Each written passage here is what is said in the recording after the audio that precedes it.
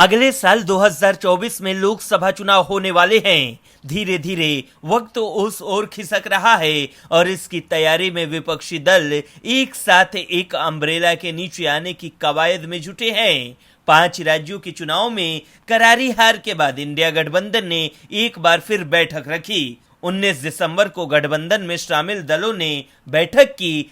सामने आया है कि इस मीटिंग में भी ठोस नीतियां नहीं बन पाई, लेकिन तमाम बातों के साथ ही समोसा भी चर्चा में बना हुआ है। असल में हुआ यूं कि जेडीयू सांसद सुनील कुमार पिंटू ने मंगलवार को हुई इंडिया गठबंधन की बैठक को फेल करार दिया। इस तरह एक बार फिर उन्होंने नीतीश कुमार और पार्टी लाइन के खिलाफ बगावती रुख अख्तियार किया है।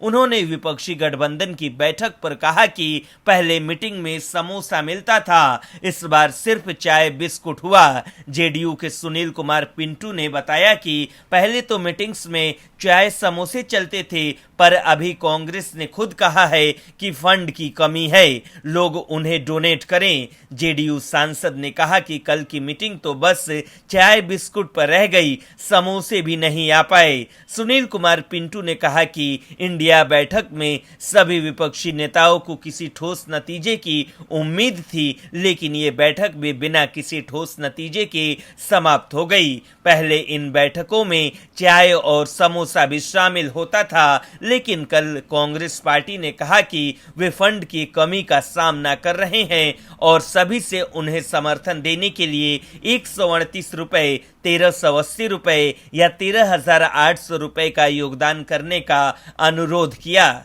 नतीजतन कल की बैठक सिर्फ चाय और बिस्कुट तक ही सीमित रही। वहीं इंडिया अलायंस की बैठक में सीपीआईएम ने ममता बनर्जी को घेरा। सीपीआईएम के नेता मोहम्मद सलीम ने कहा कि हमें उन लोगों से सावधान रहने की जरूरत है जो इस नाव को डुबो देंगे। उन्होंने कहा कि हमें ये समझना होगा कि हर राज्य का अपना चुनाव होगा, चुनावी समझ ऐसे ही बनेगी। हमें उन लोगों से सावधान रहना होगा जो बीजेपी के साथ थे और उस तरफ जा सकते हैं। ऐसे लोग हैं जो बैठक में शामिल हुए और अगले दिन मोदी से मिले और कहा कि दादा कृपा बुरा न माने। ऐसे लोग भी हैं जो इस नाव में चढ़े हैं, लेकिन न तो वे यात्री हैं और न ही नाविक, बल्कि वे नाव को पलट देना चाहते हैं। उन्होंने कहा कि एक इंटरव्यू में ममता बनर्जी ने कहा था कि बीजेपी उनकी स्वाभाविक सहयोगी है। उन्होंने कहा कि मुझे नहीं लगता है कि आरएसएस बुरा है,